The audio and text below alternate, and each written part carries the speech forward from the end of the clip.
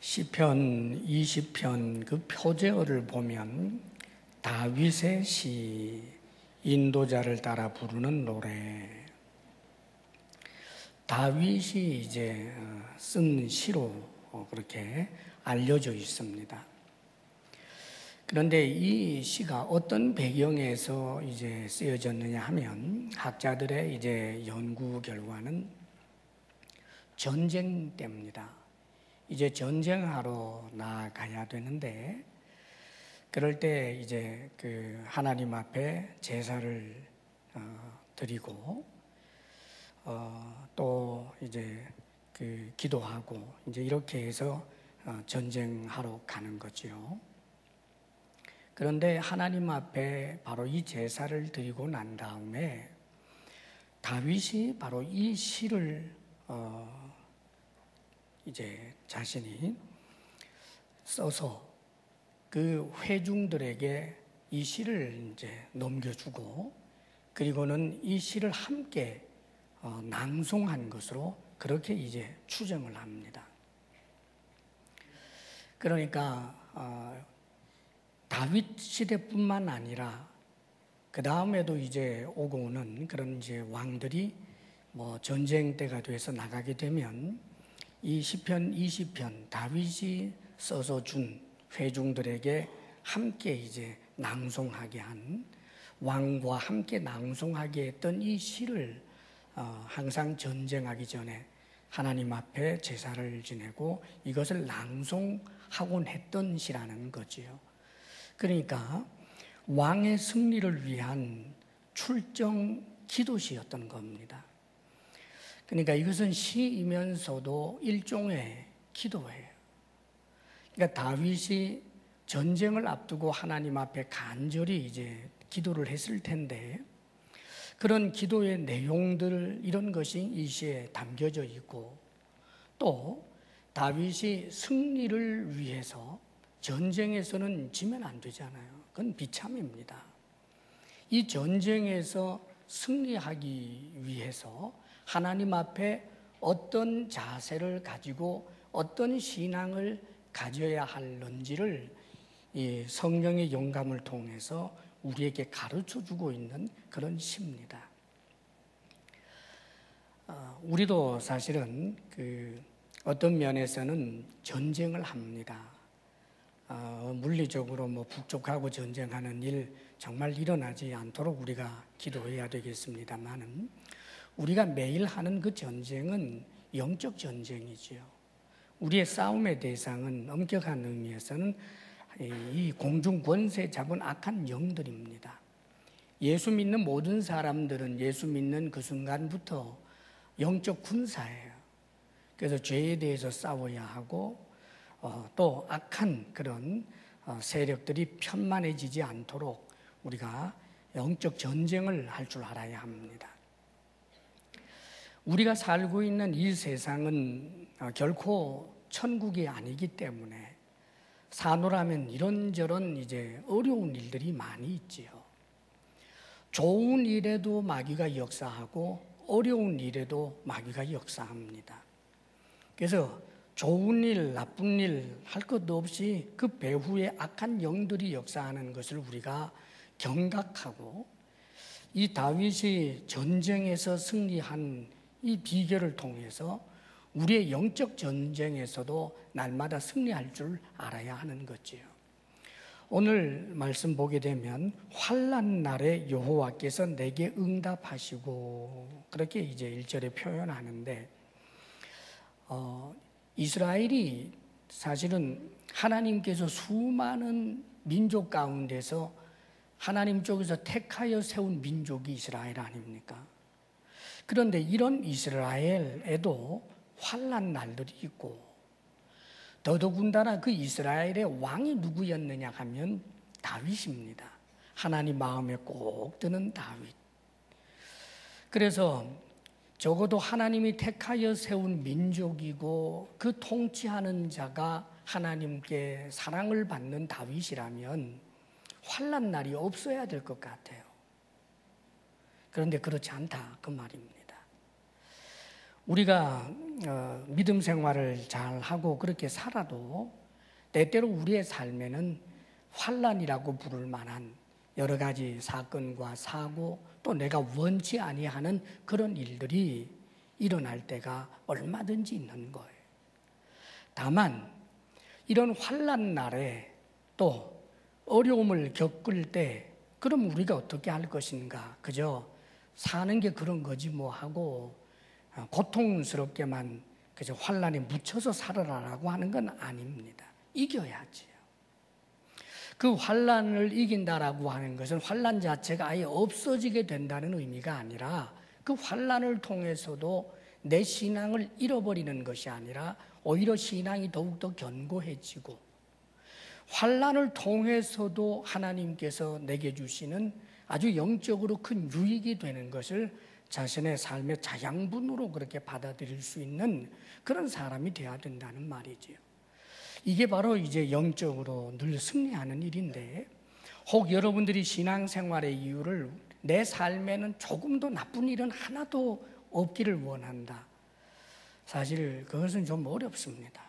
나중에 우리가 천국에 가면 천국에는 뭐 눈물 흘릴 만한 일도 없고 아픈 것도 없고 사고도 사건도 없고 뭐 마귀가 없으니까 우리를 속이는 교활한 그런 이 악한 영도 없고 그렇겠습니다만은 현재 우리가 살고 있는 이 세상은 그렇지가 않아요. 이 세상이 낙원이 아닌데다가 이 세상 공중에는 귀신들이 얼마나 득식을 거리는지 몰라요. 머리카락 풀어헤치고 뭐 전설의 고향 전설의 고향인가요? 그런 데서 나오는 뭐 이런 귀신 말고요. 그런 거야. 뭐 송곳니 튀어나오고 그런 귀신이 아니고 정말 때로는 뭐 예술이라는 이름으로 세상의 어떤 문화 풍조라고 그렇게 둔갑을 해서 세상의 어떤 가치관 또 혹은 과학 뭐 등등의 이런 모습으로 우리를 속이는 그런 역사를 하는 영들이 얼마나 많은지 몰라요. 요즘 또 이단들이 굉장히 또 득세를 하잖아요. 이제 신동아 이제 잡지를 보고 있는데 월간지. 근데 제가 좀 충격을 받았습니다. 어머니 하나님을 주장하는 그 이단을 아주 좋은 교회라고 얼마나 잘 묘사를 해놨는지 몰라요. 그래서 제가 또 인터넷에 또 한번 들어가 봐서 네이버는 어떤지 또 다음은 어떤지 한번 봤더니 거기도 전부 찬양 일색이에요.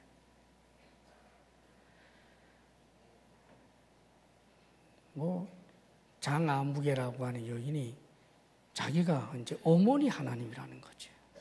그러니까 안상홍 죽은 그 자기 남편은 이제 아버지 하나님이고 자신은 어머니 하나님이고.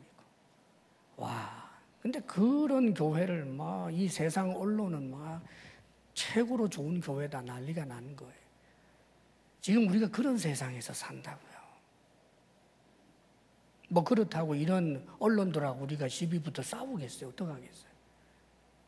그 배후에서 역사하는 악한 영을 결박하기 위해서 우리가 기도해야지. 그들이 볼 때는 우리 정말 예수 믿는 교회는 막 없어져야 될 공공의 적처럼 생각하고요. 저는 이단들은 좋은 교회라는 거예요. 얼마나 가슴이 아팠는지 모릅니다. 자, 이런 영적 전쟁에서 우리가 승리하기 위해서 어떻게 해야 할까? 다윗은 그걸 보여줍니다. 그 첫째가 기도예요. 기도. 자신이 기도 많이 했을 텐데 그것만으로도 성이 안 차서 지금 자기가 시를 적은 다음에 이 시를 백성들로 하여금 낭송하게 하는 거죠. 다시 말하면 백성들에게 중보기도를 부탁했다 그 말입니다. 다윗은 영적 전쟁에 그건 그 당시는 정말 실제의 전쟁이었습니다만은 이런 전쟁 상황에서 이길 수 있는 비결은 하나님 앞에 기도하는 것이라는 사실을 그가 알고 있었어요. 우리의 삶의 여러 가지 이런저런 어려움들을 극복하고 이길 수 있는 비결이 뭔가? 영적 전쟁에서 승리할 수 있는 비결이 뭔가? 그건 기도라는 말이죠. 환난 날에 여호와께서 내게 응답하시고, 기도에 대한 응답이에요. 그렇게 기도할 때 야곱의 하나님의 이름이 너를 높이 드시며, 너는 말하자면 다윗입니다.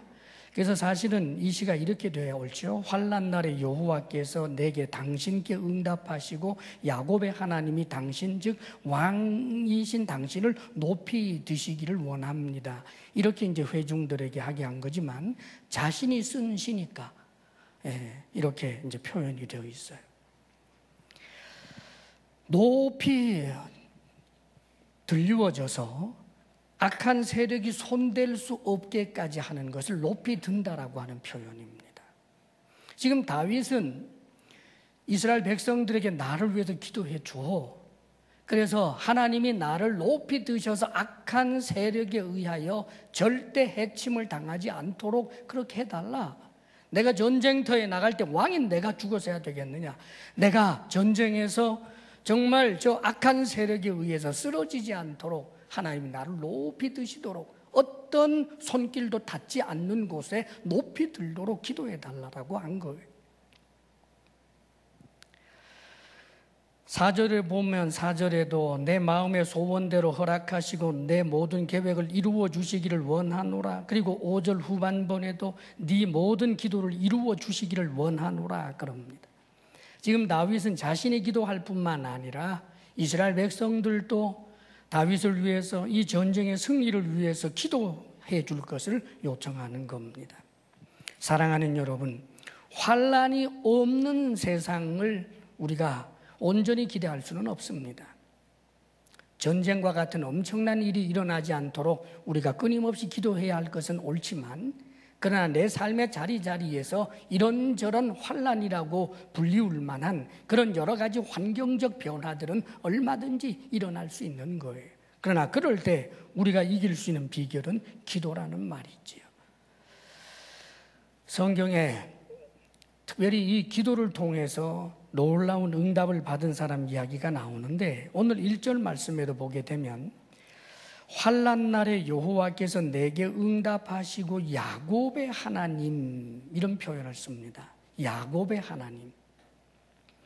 이 야곱이 기도의 그 놀라운 능력을 경험한 사람이기 때문입니다. 특별히 그런 조상을 이스라엘 백성들은 두고 있잖아요. 그런데 그 야곱, 그분이 누구냐? 기도의 사람이었단 말이에요.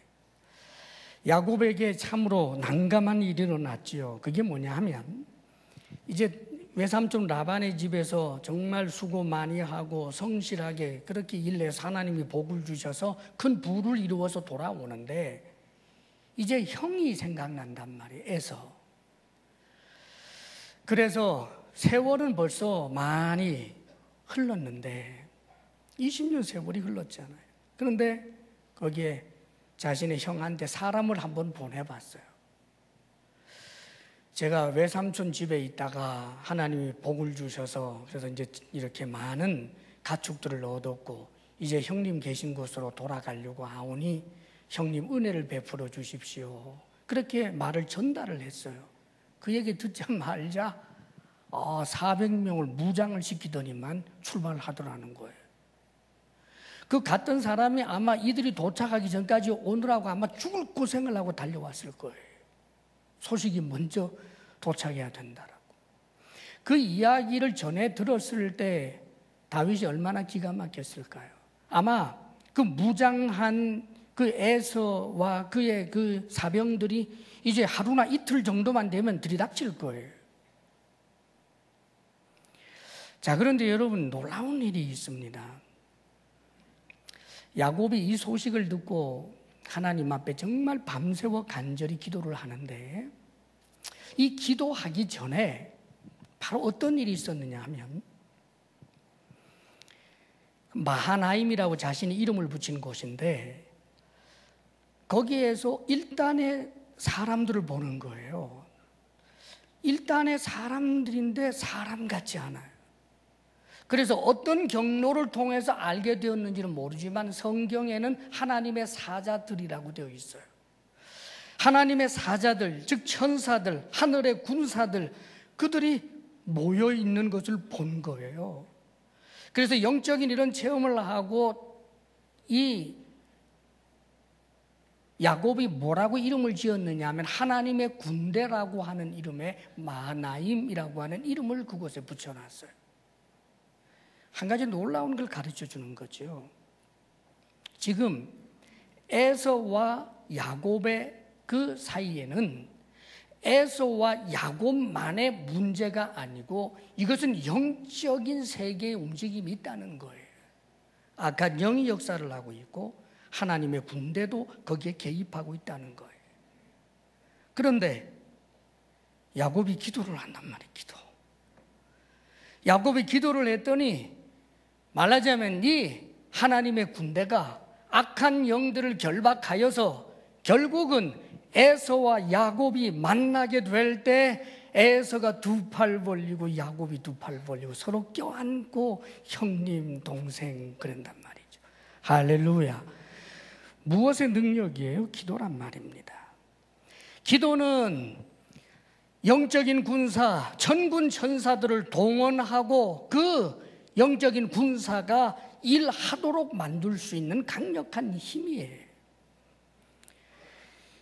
사랑하는 여러분, 기도할 수 있기를 바랍니다. 기도함으로 승리할 수 있는 거예요.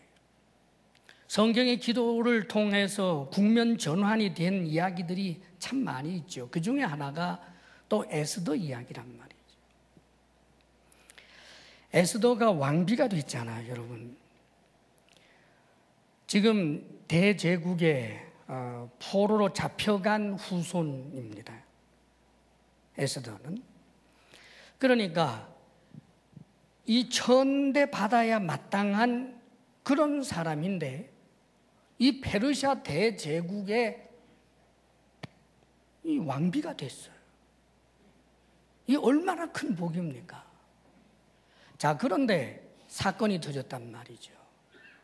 자신의 동족들을 지금 간교한 사람의 술수에 의해서 왕이 이 페르시아 전역에 있는 이스라엘 사람들, 유대인들을 몇 날 언제 다 죽이라는 거예요. 재산 다 몰수하고. 그게 이제 방이 붙었어요.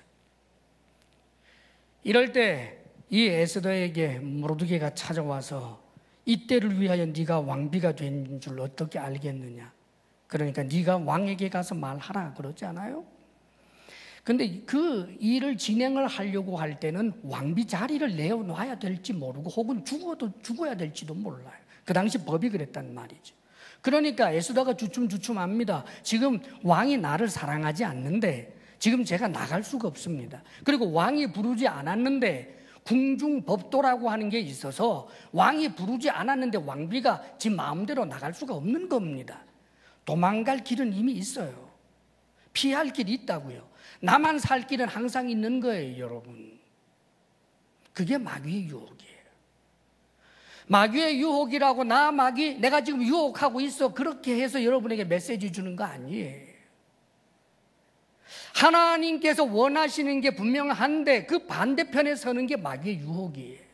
지금 에스더도 알죠. 기도하는 것 필요한 줄도 알고 이제 나아가서 그 왕에게 자신의 동족을 위해서 좀 변호하는 것이 필요하다는 걸 알지만 궁중법도가 그렇지 않다는 거죠. 여기 주저앉을 수가 있었어요.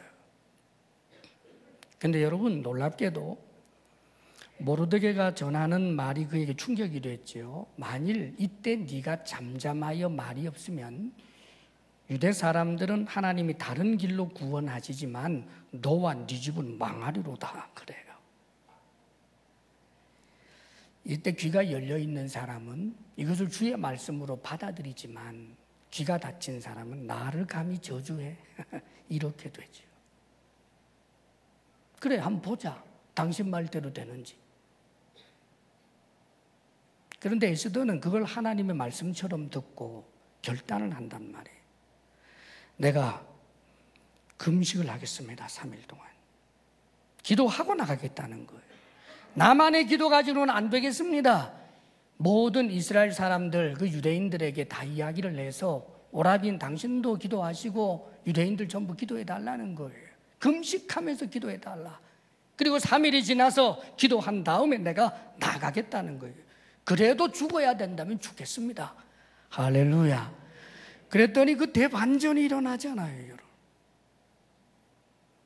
그 아수에로 왕이 에스더를 보자마자 너무너무 이쁜 거예요. 기도의 역사인 줄로 믿습니다. 사랑하는 여러분, 삶의 정황이 어렵습니까? 힘듭니까? 하필 왜 나한테만 이런 일? 사랑하는 여러분, 그런 것으로는 문제 해결되지 않습니다. 기도할 수 있는데 왜 절망하겠습니까, 여러분? 기도하시기를 바랍니다. 기도는 반드시 최상의 결과를 가져옵니다. 기도는 반드시 여러분에게 가장 큰 유익을 안겨다 주는 것입니다. 기도할 수 있기를 바랍니다. 아멘. 그 다음에 다윗이 우리에게 보여주는 또 한 가지 비결은 예배입니다. 예배. 2절, 3절 말씀 함께 한번 읽어볼까요? 2절, 3절 다 같이 시작. 성소에서 너를 도와주시고 시온에서 너를 붙드시며 내 모든 소재를 기억하시며 내 번제를 받아주시기를 원하노라. 지금 다윗은 백성들에게 자신을 위해서 기도하여 줄 것을 요구하는데 그 기도의 내용 가운데 하나가 자신이 하나님 앞에 드린 번제 소제가 받아들여지도록 그렇게 기도해 달라는 거예요. 하나님 앞에 제사를 지내왔지요. 어디 한두 번 드렸겠습니까? 그런데 하나님 앞에 드리는 이 번제 그리고 소제 이런 것이 하나님 앞에 연락되기를 원한다. 우리로 말하면 하나님 앞에 드리는 이 예배가 하나님께서 연락하시는 것, 기뻐 받으시는 그런 예배가 되기를 원한다는 거예요. 지금 다윗은 예배의 소중함을 너무나 잘 아는 사람이에요. 여기 2절에 보면 성소에서 너를 도와주시고 그랬는데 이 성소라고 하는 것은 법궤가 안치되어 있는 곳을 성소라고 하는 거예요. 거룩한 장소. 모세에게 하나님께서 주셨던 그 이제 돌판 그리고 이제 뭐 아론의 쌍난지 방해가 있는 그런 법궤가 있잖아요. 거기 만나 항아리도 있고 이 법궤가 있는데 그 법궤가 현재 안치되어 있는 곳이 성소예요. 다윗이 시온산이죠. 이제 다윗이 정복해서 자신의 이제 궁중도 지은 산이 시온산인데 그 시온산 근처에 그러니까 그 다윗의 궁전 그 옆에다가 장막을 치고 그리고는 거기에다가 무엇을 안치해 두었느냐 하면 이 언약궤를 두었단 말이에요. 법궤를. 그게 성소예요. 자, 이 법궤 하나님의 말씀이 있는 곳이지요. 하나님의 말씀이 있는 곳에서 그 말씀을 기억하면서 하나님 앞에 제사를 드리는 것을 말하는 겁니다. 오늘날 우리가 하나님 앞에 예배를 드린다라고 할 때 그 예배의 자리에는 하나님의 말씀이 선포되는 것이고 그 예배의 자리에서 하나님 앞에 우리 자신을 드리는 거예요. 이게 예배입니다. 그래서 번제를 드린다라고 하는 것은 헌신을 결단하는 것이고 나 자신을 올려드리는 행위가 예배라는 말이지요. 그런데 기억해야 할 것이 있어요.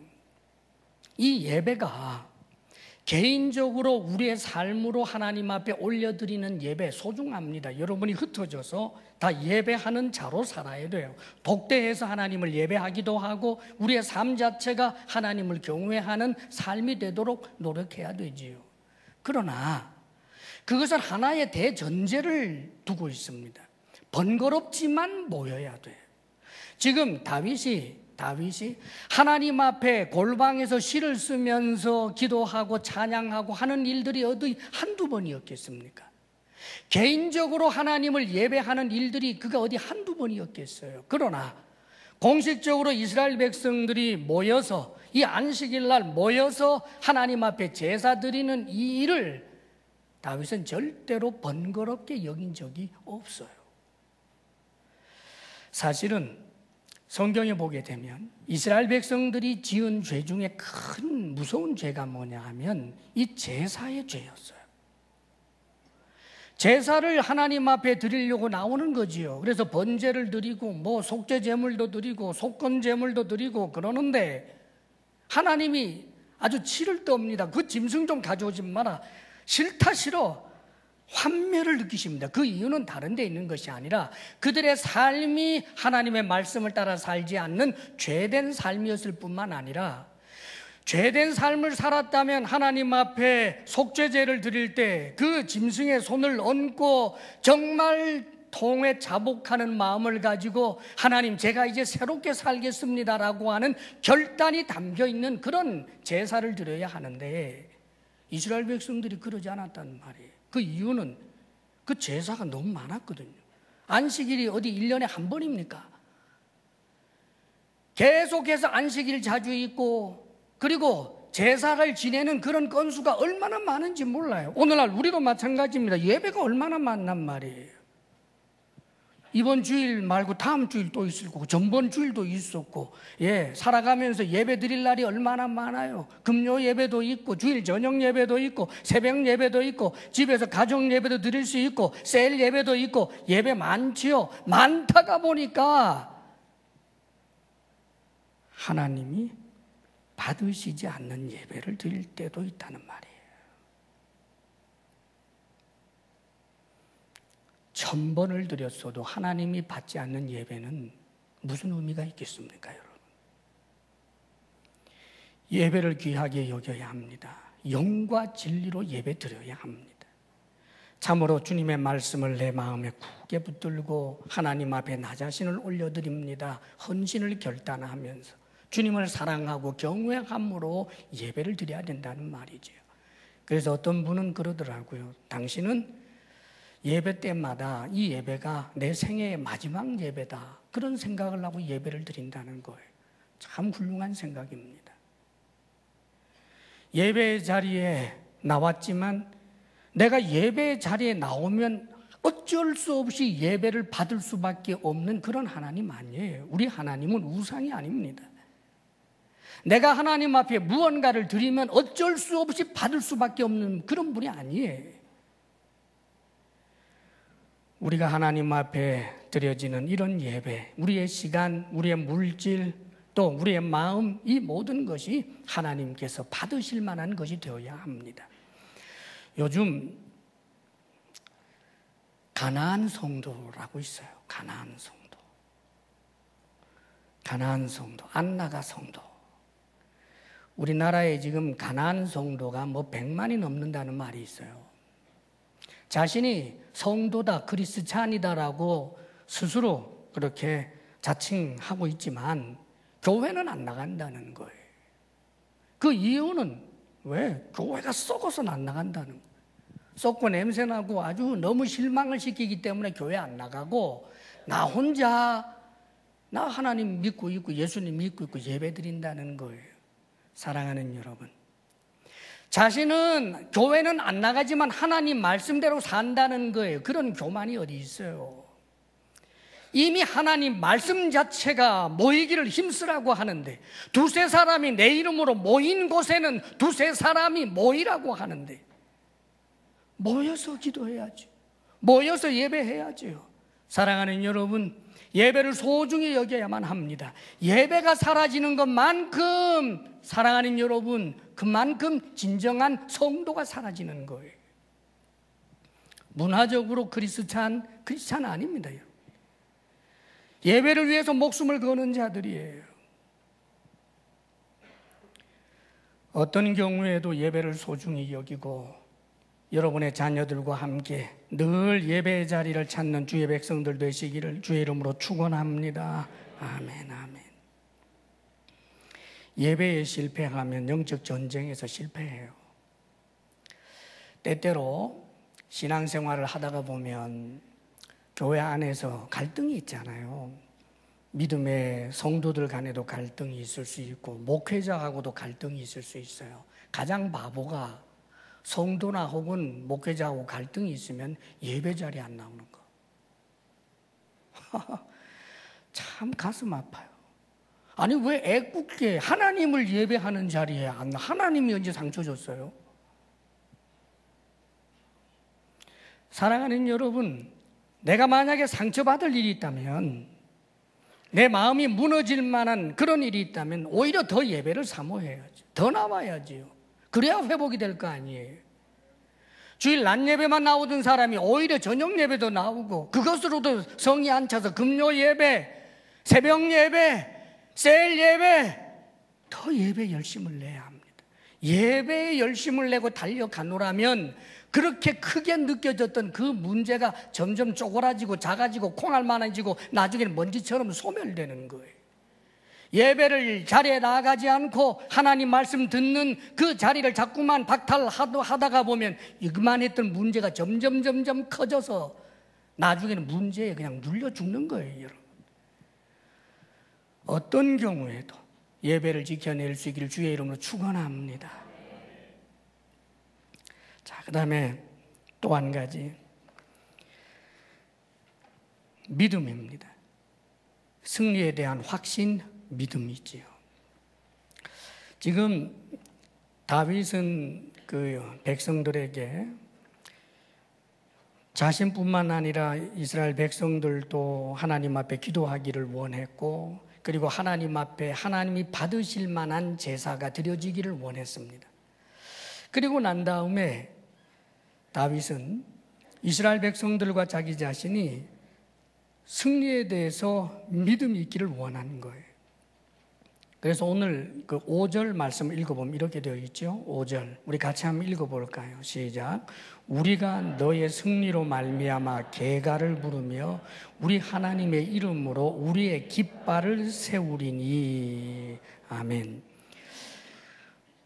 우리가 당신 즉 다윗의 왕의 승리로 말미암아 계가를 부르며 우리 하나님의 이름으로 우리의 깃발을 세우리니. 이 승리에 대한 확신, 선취적 믿음이에요. 분명히 승리한다, 이걸 믿는 거란 말이죠. 다윗 자신도 역시 그럽니다. 6절에 보면 여호와께서 자기에게 기름 부음 받은 자를 구원하시는 줄 이제 내가 아노니. 구원을 하신다라고 하는 그런 분명한 믿음이에요. 계속해서 7절에 어떤 사람은 병거 어떤 사람은 말을 의지하나 우리는 여호와 우리 하나님의 이름을 자랑하리로다. 그렇죠.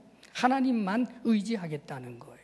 그래서 결국은 그들은 비틀거림에 엎드러지지만 우리는 일어나 바로 서도다. 승리에 대한 분명한 확신이 있어요. 자, 그런데 여기서 중요한 것이 있습니다. 승리할 수 있다, 승리할 수 있다, 이걸 말하는 게 아니에요. 운동선수들이 기록낼 수 있다, 기록낼 수 있다, 정도야, 너 할 수 있어, 너 할 수 있어, 이런 게 아니란 말이에요. 이 승리의 근거가 어디에 있느냐? 하나님께 있는 거예요. 이 승리를 확신할 수 있는 이유는 하나님의 능력을 믿고 있고 하나님의 사랑을 믿고 있어요. 특별히 다윗이 이 승리에 대한 근거를 뭐라고 표현하고 있느냐 하면 여호와께서 자기에게 기름 부음 받은 자를 구원하시는 줄 이제 내가 아노니 그럽니다. 다윗 자신이 하나님께 기름 부음을 받았습니다. 그리고 이것은 또 메시아 예언시라고 해서 기름 부음 받은 자, 즉 다윗이 예표하고 있는 예수님의 승리를 말하는 것이기도 합니다. 그러나 이 말씀은 우리 자신에게 적용할 수 있어요. 우리도 역시 기름 부음을 받은 자예요. 기름 부음을 받은 자는 성도 한 사람 한 사람, 하나님이 예정한 사람, 하나님이 택한 사람, 여러분 속에 성령이 계신다면 여러분은 다 성령의 기름 부음을 받은 사람들이에요. 사랑하는 여러분, 여러분들이 기름 부음을 받았습니까? 그건 목사만 얘기하는 게 아니에요.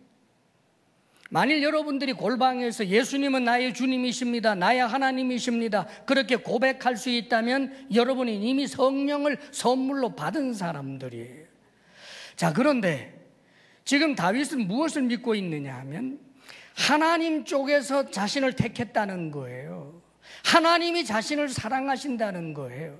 나에게 자격도 없고 아무런 공도 없는데 하나님 쪽에서 자신을 사랑하시고 택하여 세워주셨다라고 하는 것을 믿고 그렇기 때문에 이 하나님이 나를 구원하여 주신다라고 하는 믿음을 분명히 하고 있는 거예요. 사랑하는 여러분, 여러분이 예수님을 믿는다라고 하는 것 남들보다 똑똑해서가 아닙니다. 여러분이 예수님을 믿는다라고 하는 것은 다른 사람들보다 더 비단결 같은 마음을 가지고 있기 때문에 믿게 된 게 아닙니다. 하나님 은혜의 선물입니다. 성령의 기름 부음을 받았기 때문입니다. 할렐루야. 하나님 쪽에서 우리를 택하여 세우셨기 때문에 하나님은 우리를 사랑하신다는 거예요. 변덕스러운 하나님이 아니다라고 하는 그런 믿음을 지금 다윗이 높이 들고 있잖아요. 그런데 그는 이렇게 놀라운 고백을 하고 있어요. 여호와께서 자기에게 기름 부음 받은 자를 구원하시는 줄 이제 내가 아노니. 그래, 새삼스럽게 이제 안돼요. 언제는 몰랐어요? 그런데 이제 안답니다. 다윗이 과거에도 기름 부음 받은 자, 즉 다윗 자신을 구원하시는 하나님을 과거에도 알았지요. 1년 전에도 알고 10년 전에도 알았을 것입니다. 그런 경험들이 많이 있었다는 말이에요. 그런데 지금 새삼스럽게 이제 내가 안다라고 하는 이 표현은 현재의 신앙을 말한단 말이죠. 하나님을 향한 그 믿음, 그 감격이 어제 이야기, 1년 전 이야기, 10년 전 첫사랑 이야기가 아니고 지금이라는 말이에요. 지금의 현실적인 내 문제를 해결할 수 있는 믿음은 10년 전의 믿음이 아닙니다. 지금 믿음이란 말이에요. 지금 믿으십니까? 이제 믿으십니까? 지금 이 순간 주님을 믿느냐고요? 내게 승리를 주시는 주님을 현재 내가 믿고 있느냐? 사랑하는 여러분, 믿음의 현재화, 언제나 믿음은 현재의 이 믿음이 소중한 거예요. 만날 과거적 이야기만 하면 안 됩니다, 여러분. 옛날에는 나도 기도 많이 했지. 옛날엔 충성했는데, 옛날엔 예배 때마다 울었어. 지금은 그 옛날 믿음이 현재 내 문제에 아무런 해결이 되지 않아요. 지금 다윗은 이스라엘 백성들에게 기도를 요청하고 자신도 기도하고 시를 쓰고 하나님 앞에 마음을 가다듬으면서 하나님과 깊이 제사도 지내고 그런 과정 가운데서 현재 역사하시는 그 하나님에 대한 믿음을 견고히 붙드는 거예요. 아, 하나님이 나를 기름 부으셨어. 하나님이 나를 사랑하셔. 하나님이 변덕스러운 분이 아니야. 하나님은 나를 구원하시는 분이야. 그리고 그 확신을 가지고 당당하게 전쟁터에 나갈 수 있었던 것입니다. 주의할 것은 어떤 사람은 병거, 어떤 사람은 말을 의지하나 우리는 여호와 우리 하나님의 이름을 자랑하리로다. 자랑한다라고 하는 것은 이름을 드러내는 걸 말합니다. 즉 의지해서 좋은 결과가 일어나게 된 것, 이걸 말하는 거지요. 그런데 무엇을 항상 경계해야 합니까? 어떤 사람은 병거, 어떤 사람은 말을 의지하나 이게 오늘 나여야 합니다. 그 어떤 사람이 내가 되어서는 안 되지요. 나는 병거를 의지하고 나는 말을 의지하나 믿음 좋은 저 사람은 여호와를 자랑한다. 그것보다 비참한 거 없습니다. 무엇을 부러워하시겠습니까? 사랑하는 여러분, 우리는 우리 자신이 하나님을 의지하는 사람이 되어야 되는 거예요. 많은 사람들이 나는 하나님만 의지하지 병거나 혹은 말을 의지하지 않는다, 환경이나 사람을 의지하지 않는다라고 그렇게 이야기하지만 구체적으로 적용해 봐야 합니다, 여러분. 가령 어떤 사람이 너무나 일터가 없고 일감이 없어서 고생하고 있는데 드디어 일자리 하나가 나왔는데 거기 한 가지 조건이 있어요. 예배 드릴 수 없다는 거예요. 그런데 그런 조건을 붙들고라도 그 직장 생활을 하겠다면 그는 하나님을 의지하는 것이 아니라 직장을 의지하는 거죠. 어떤 아가씨가 누군가를 사귀었습니다. 좋은 집안의 백마탄 왕자님과 같은 멋진 그런 남자 사귀어서 결혼을 하려고 하는데 결혼 조건이 교회 다니지 마라. 네. 그게 어떤 사람, 바로 병거나 말을 의지하는 바로 그 사람입니다. 사랑하는 여러분, 이 어떤 사람이 내가 되지 않도록 해야 합니다. 지금 말입니다. 그래서 실패하는 거예요. 하나님의 능력이 없어서가 아니고, 하나님의 손이 짧아서가 아니고, 내 믿음이 철저히 하나님을 의지하지 않고, 믿음이 없으니 기도하지 않고, 믿음이 없으니 예배하지 않고, 믿음이 없으니 사람 의지하고, 믿음이 없으니 환경 의지하고, 그러면서도 또 원망과 불평은 쏟아냅니다. 어쩌다가 한번 교회 나온 것 가지고 대단하게 하나님께 무엇인가를 한 것처럼, 내가 그동안 얼마나 하나님을 예배하고 얼마나 하나님을 위해서 봉사를 했는데 나에게 이런 일이 있을 수 있습니까? 얼마나 했기에요. 사랑하는 여러분, 저도 여러분도, 주의 종들은, 모든 종들은 우리 손톱이 빠질 정도로 주를 위해서 일했다 할지라도 하나님 앞에 우리가 얼마나 했는데 이 소리 못합니다. 내 생명까지 드렸다고 할지라도 내가 하나님에게 대단한 헌신을 했습니다. 그렇게 말할 자격 없습니다. 우리에게 영생을 주시고 우리의 죄를 씻어주시고 우리를 자녀 삼아주신 그 하나님의 은혜 앞에 우리가 무엇으로 대단한 일을 했다고 말할 수 있겠습니까? 사랑하는 여러분, 승리의 공식은 이미 주어져 있습니다.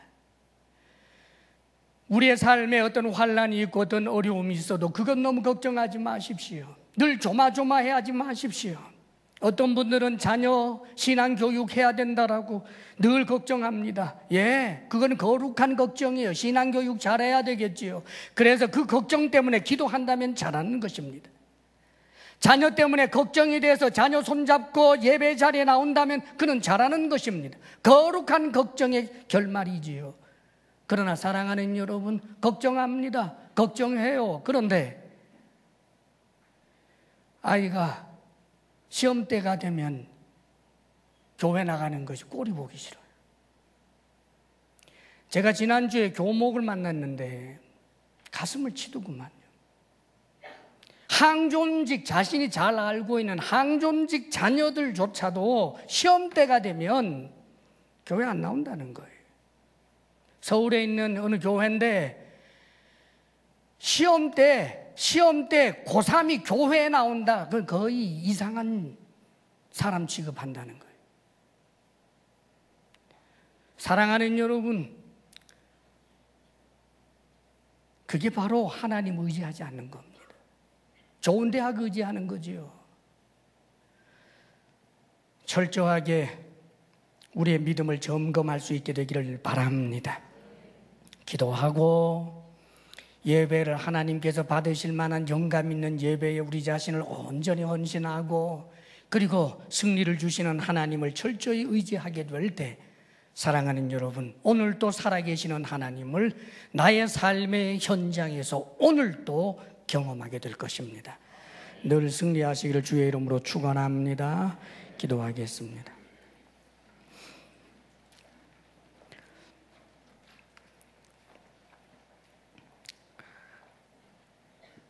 우리 다 함께 주님 앞에 잠시 결단 기도했으면 좋겠습니다.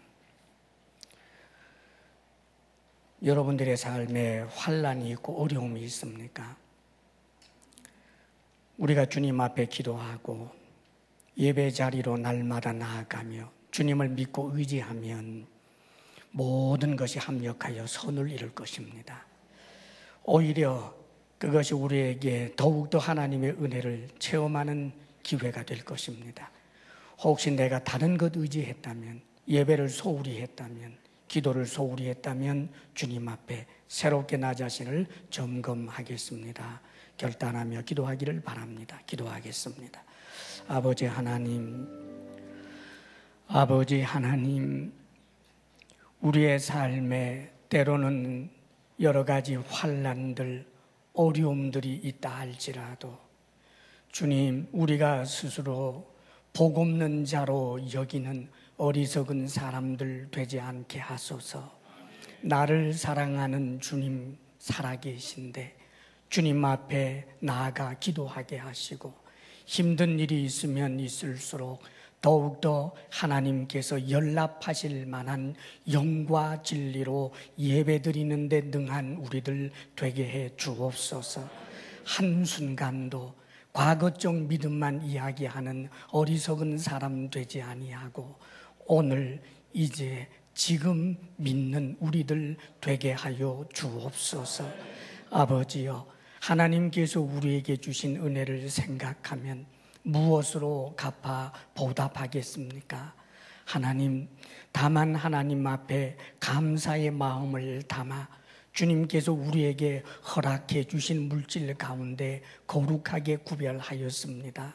아버지 하나님, 주님을 사랑하는 마음을 담아서, 정성을 담아서, 그리고 우리의 정직함으로 주님 앞에 이 예물을 올려드리오니 아버지여, 비록 누추하고 작은 것이지만 주께서 기뻐 받아주시기를 간절히 원합니다. 사랑이신 아버지여, 오직 우리가 주님께서 주시는 것으로 이 땅에 살기를 원하오니 주님 아닌 악에서부터 오는 물질에 마음 두지 않게 하여 주옵소서. 우리 성도들에게 건강의 복을 주옵소서. 마음의 평강 주옵소서.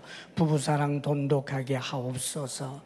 우리들의 자녀가 하나님을 예배하는 참 믿음의 자녀들 되게 하옵소서. 이제는 우리 주 예수 그리스도의 크신 은혜와 하나님 아버지의 한없는 사랑과 성령의 교통하심과 충만케 하심이 주님을 온전히 믿는 믿음의 사람 되리라 결단하며 나아가는 사랑하는 모든 성도들 위해 이제로부터 영원토록 함께 하시기를 간절히 축원하옵나이다. 아멘.